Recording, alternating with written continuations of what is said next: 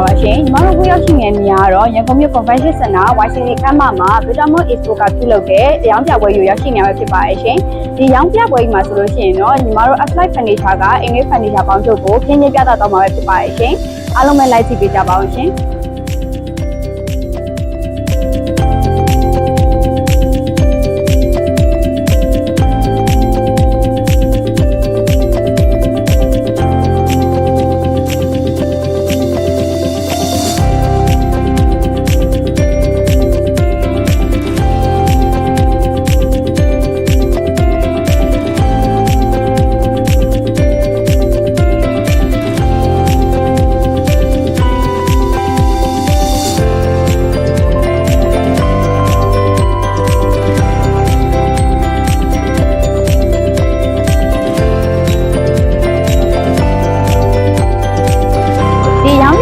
ဆိုရင်တော့မေလ18ရက်နဲ့19ရက်2ရက်တိုင်စမှတော့မှာဖြစ်ပါရဲ့ရှင်။မတို့ Applied Furniture မှာအခြား promotion တွေလည်းရှိရမလို့လာရောက်ကြည့်ရှုဖို့အတွက်ဖိတ်ခေါ်ချင်ပါတယ်ရှင်။